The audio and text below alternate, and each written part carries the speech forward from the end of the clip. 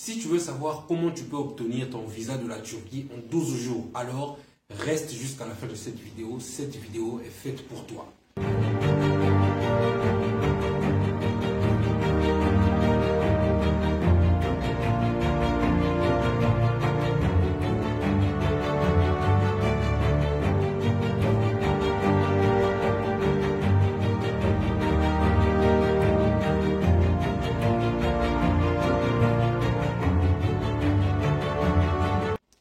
Bonjour les amis, si vous me découvrez pour la première fois, je suis Ariel Venus, étudiant et entrepreneur, résident en Turquie, précisément dans la ville de Karabük. Je suis également fondateur de Venus Global Academy, qui est actuellement en partenariat ou en collaboration avec Begu Corporation, qui est une structure également qui vous assiste pour vos démarches d'études à l'étranger, notamment en France, en Grande-Bretagne, en Australie, en Allemagne et au Canada. Donc, si vous souhaitez effectuer vos démarches d'études pour l'étranger, si vous souhaitez aller parfaire vos études à l'étranger, n'hésitez surtout pas de me contacter à travers mon numéro WhatsApp que vous trouverez en description de cette vidéo, mais également à travers le site internet de Begu Corporation que vous trouverez également en description de cette vidéo. Donc, n'hésitez surtout pas, nous allons nous faire le plus grand plaisir de vous accompagner. Alors, dans la vidéo d'aujourd'hui, je vous explique comment vous pouvez obtenir votre visa de la Turquie. Mais avant de commencer, vous devez savoir qu'il n'y a jamais de visa difficile au monde. Il y a juste certains pays qui ont mis plus de critères que d'autres pour obtenir leur visa. Autrement dit, si vous remplissez tous les critères que les pays demandent, il n'y a pas de raison qu'on vous refuse le visa. Donc, remplissez les critères ou bien vous devez avoir tous les critères qu'il faut, vous devez satisfaire aux critères qu'il faut pour qu'ensuite vous puissiez obtenir votre visa. Mais revenons pour le cas de la Turquie. Ce qu'il faut savoir, c'est que la Turquie, un peu comme d'autres pays de l'espace Schengen, ont délocalisé ou sinon décentralisé l'obtention de leur visa. Ça veut dire quoi? Ça veut tout simplement dire que vous qui souhaitez obtenir le visa de la Turquie, vous n'allez plus déposer votre dossier directement à l'ambassade de la Turquie. Vous allez désormais déposer votre dossier ou votre passeport dans une structure qui est mandatée ou habilitée ou mandatée par l'ambassade de la Turquie. Donc, vous qui êtes censé déposer votre dossier, vous n'allez plus déposer votre passeport directement à l'ambassade de la Turquie, mais plutôt dans une structure ou une agence qui est mandatée, habilitée, reconnue par l'ambassade turque de votre pays. Pour ce qui est du Congo-Brazzaville, par exemple, la structure qui est censée représenter l'ambassade de la Turquie s'appelle Turkish Route ou encore Turkish Route si vous voulez. Donc, ce que vous devez constituer comme dossier pour obtenir votre visa de la Turquie, en réalité, ce sont des documents qui sont un peu standards dans tous les pays, mais il y a certaines pièces qui sont plus ou moins spécifiques en fonction d'autres pays. Pour mon cas, par exemple, j'ai obtenu mon visa de la Turquie à partir de l'Inde, à partir de Bangalore. Donc, si vous suivez cette chaîne dès le départ, vous êtes censé savoir que je suis étudiant ici en Turquie, à Karabük, mais avant de venir ici, j'ai été étudiant pendant 4 ans à Bangalore, en Inde. Donc, c'est à partir de Bangalore que j'ai obtenu mon visa de la Turquie. Et je l'ai obtenu en 12 jours. Tenez-vous bien tranquille. Je l'ai obtenu en 12 jours seulement. Donc, les critères d'obtention du visa de la Turquie en Inde diffèrent par rapport aux critères qui sont, par exemple, faits au niveau du Congo-Brazzaville, au niveau du Gabon, au niveau de la Côte d'Ivoire, etc. Mais à quelques exceptions près, sinon il y a des petites différences de 2, 3 ou 4 documents maximum. Donc, pour ce qui est du Congo-Brazzaville, pour obtenir votre visa pour la Turquie, c'est très simple. Pour obtenir votre visa de la Turquie, le premier document, alors ça c'est l'ultime document, le document fondamental, c'est même le premier document que vous devez faire si vous souhaitez constituer un dossier pour obtenir votre visa de la Turquie. Le tout premier document que vous devez avoir, c'est celui-ci. Je sais que tout le monde connaît comment on appelle ce document. Tout le monde connaît comment on appelle ce document, c'est le passeport. Pour vos démarches d'études à l'étranger, si vous souhaitez venir ici en Turquie ou même ailleurs, le premier document que vous devez avoir, c'est le passeport. Pour ce qui est du cas de la Turquie, la Turquie en général, sinon selon les lois établies, la Turquie demande que vous ayez un passeport qui a une validité au moins de 6 mois. Je répète, La Turquie demande un passeport valide qui a au moins 6 mois. Mais moi, je vous conseille, si vous voulez mon conseil, je vous conseille d'avoir au moins une année de validité. Pourquoi je le dis? Mais ça vous permet tout simplement de pouvoir terminer une année de langue. Par exemple, si vous souhaitez commencer par les cours de langue turque avant de commencer avec votre spécialité à l'université proprement dite. Donc, la Turquie, sinon l'ambassade turque qui est dans votre pays, vous demandera très certainement un passeport valide de 6 mois. Mais moi, je vous conseille d'avoir un passeport qui a une année de validité parce que ça peut vous aider ou ça peut juste augmenter votre probabilité d'obtention de visa. Donc, le premier élément, encore une fois, pour terminer avec cet élément, c'est le passeport. Ça, c'est le premier document que vous devez avoir. Alors, le deuxième document que vous devez avoir, c'est un document capital. C'est le document qui vous lie avec la Turquie lorsque vous commencez vos démarches d'études dans votre pays. Ça s'appelle la lettre d'acceptation officielle de l'université. Ça, c'est ma lettre que je suis en train de vous présenter actuellement. Donc, la lettre d'acceptation d'une université turque, c'est le document qui vous lie avec l'université ou qui vous lie avec la Turquie, si vous voulez. Donc, une lettre d'acceptation est obligatoire. Vous devez avoir obtenu une lettre d'acceptation si vous prétendez ou si vous souhaitez partir à l'ambassade. Vous devez faire extrêmement attention lorsque vous obtenez ou lorsque vous commencez avec vos démarches d'études à l'étranger. Vous savez, les brebis galeuses, il n'y en manque pas. Les brebis galeuses, il y en a partout. D'abord, avant de commencer avec la lettre d'acceptation, un petit conseil en passant. Si vous souhaitez effectuer vos démarches d'études à l'étranger et que si vous voulez mon conseil, moi je vous donne deux options. La première option, c'est de commencer ou sinon de faire vos démarches vous-même.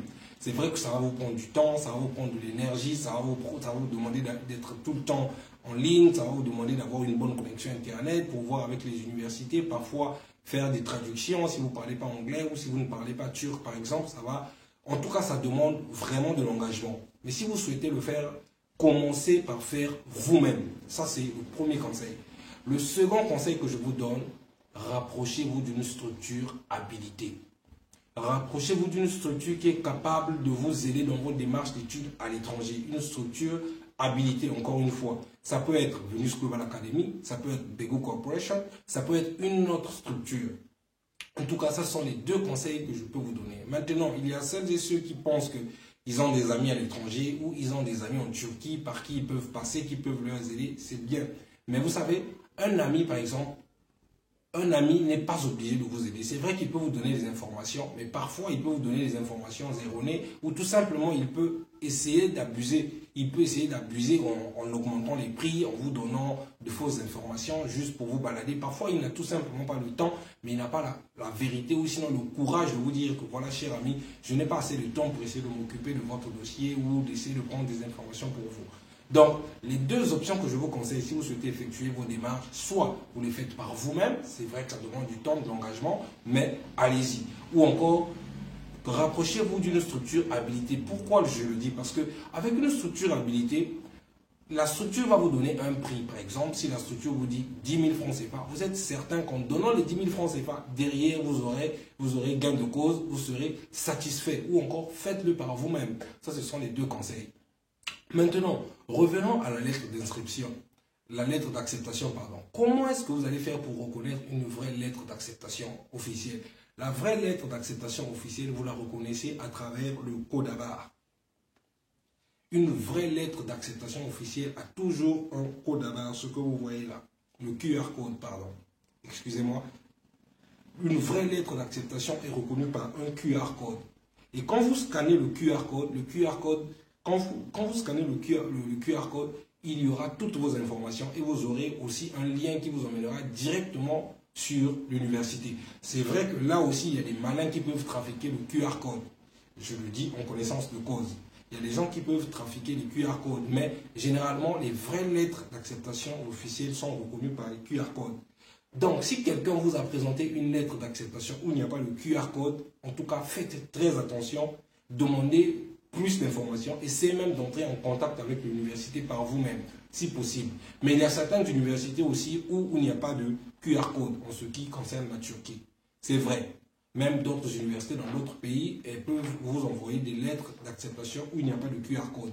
Mais en tout cas, c'est une astuce que je vous donne pour essayer de dissuader les fausses personnes ou tout simplement les personnes qui peuvent vous arnaquer en ce qui concerne la lettre d'acceptation. Voilà. Alors, le troisième document que vous devez avoir, c'est faire une réservation de votre ticket, de votre billet d'avion.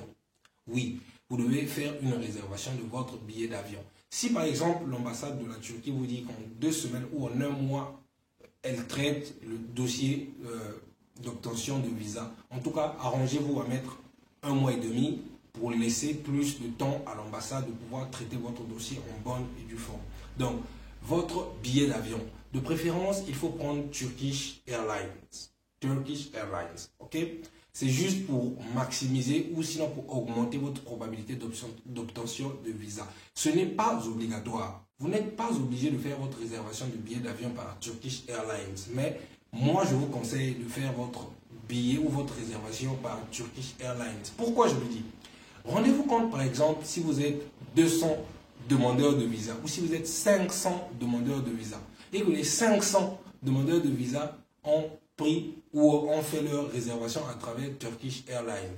Mais qu'est-ce que les autorités turques se disent? Bon, là c'est du point de vue économique et là c'est ma réflexion personnelle.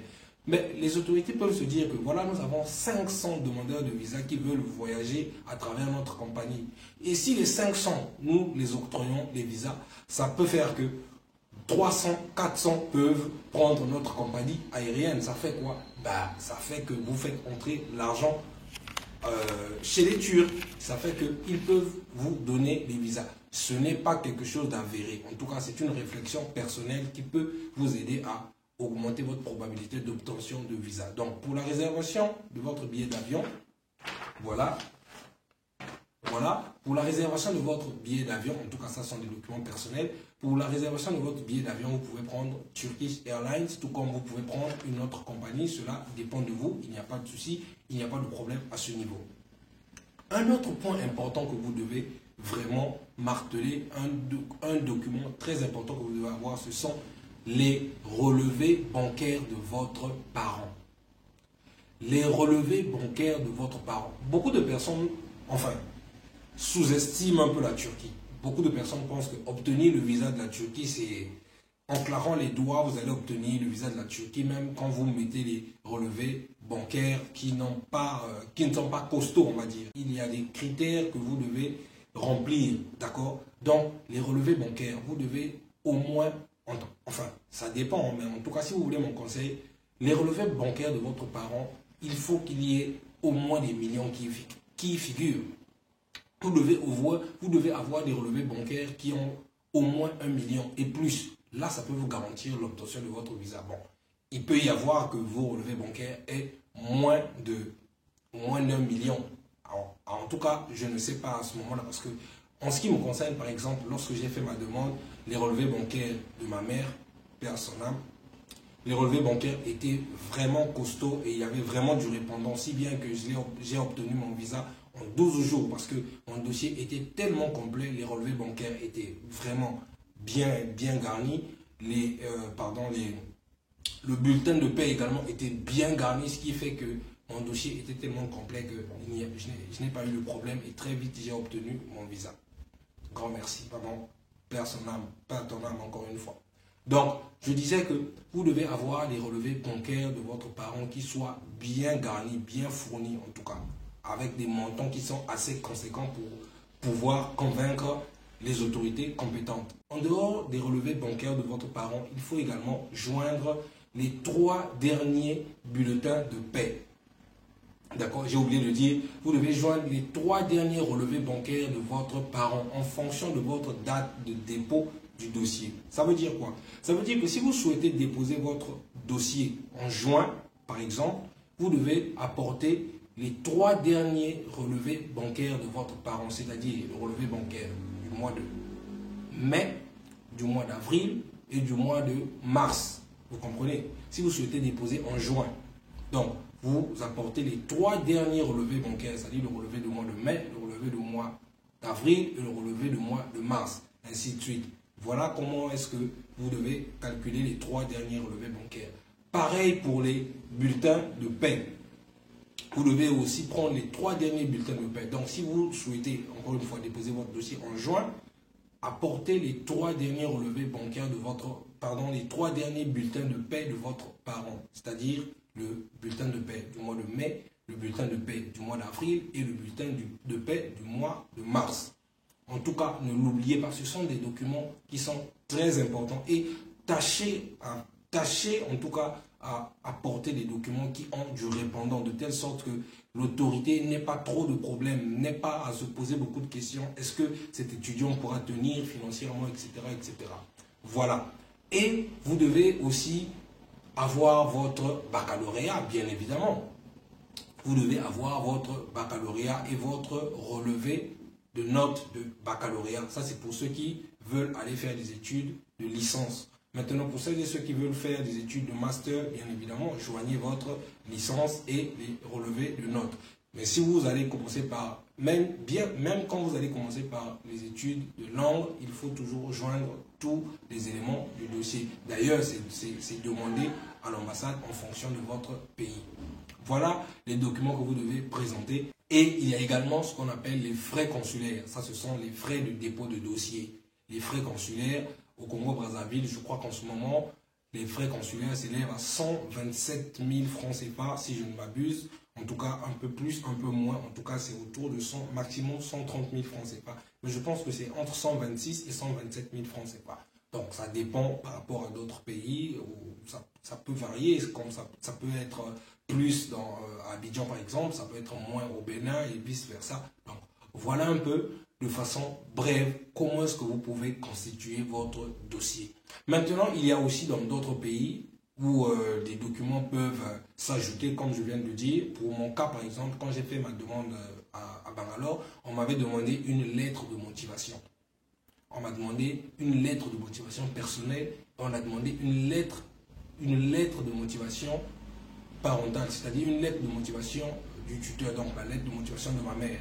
Donc, ça, ce sont des documents supplémentaires qui peuvent s'ajouter en fonction des pays, je vous dis bien. Donc, référez-vous par rapport à votre pays et vous listez les documents. Donc, je récapitule. Pour pouvoir constituer votre dossier de demande de visa de la Turquie, vous avez besoin, 1, de votre passeport valide qui a au moins 6 mois de validité, mais moi, je vous conseille d'avoir une année de validité. Vous avez 2, la lettre d'acceptation officielle d'une université turque. Elle peut être privée ou publique, en tout cas une lettre d'acceptation officielle. Si possible, avec le reçu de paiement, en fonction de la personne qui effectue le paiement pour vous. Si possible, en tout cas, il y a des cas où on vous le demande, il y en a d'autres où on ne demande pas. 3, votre relevé du baccalauréat, votre relevé de notes du baccalauréat traduit au ministère des Affaires étrangères de votre pays. D'accord ? Votre attestation de réussite au baccalauréat traduit également au ministère des Affaires étrangères de votre pays. D'accord ? Ça, c'est pour ceux qui veulent faire la licence. Et pour ceux qui veulent faire le master, veuillez joindre l'attestation de réussite de votre licence ainsi que les relevés de notes. Vous êtes d'accord? Et vous devez également joindre les 3 derniers relevés bancaires de votre parent ou tuteur. Je répète, les 3 derniers relevés bancaires de votre parent ou tuteur. Vous devez également joindre les 3 derniers bulletins de paie de votre parent ou tuteur. Les 3 derniers relevés, les 3 derniers bulletins de paie de votre parent ou tuteur. Voilà de façon globale tous les éléments que vous devez constituer pour votre dépôt de dossier de la Turquie, y compris bien sûr les frais consulaires. Donc, voilà un peu en quelque sorte comment est-ce que vous pouvez constituer votre dossier et comment est-ce que vous pouvez obtenir votre visa de la Turquie en très peu de temps. Je vous assure, chers amis, quand vous avez bien fait votre dossier, lorsque votre dossier est complet, lorsque vous avez répondu aux critères, il n'y a pas de raison que vous n'obtenez pas votre visa, chers amis. N'accusons pas toujours les sorciers. Parfois, le sorcier, c'est nous-mêmes. Parfois, les sorciers, c'est nous-mêmes. Lorsque le dossier n'est pas bien fait, le résultat est plus ou moins connu. Lorsque le dossier est bien fait, pareil. Donc, je vous en prie, veuillez à bien faire votre dossier si vous souhaitez venir ici en Turquie pour les études. Maintenant, si vous souhaitez vous faire assister, vous pouvez me contacter à travers mon numéro WhatsApp que vous trouverez en description. Vous pouvez également contacter Begou Corporation à travers le site web qui est également en description, où vous pouvez contacter n'importe quelle structure habilitée pour pouvoir vous assister dans vos démarches d'études à l'étranger. Si vous avez aimé la vidéo, en tout cas, n'hésitez surtout pas de la liker, commenter, partager.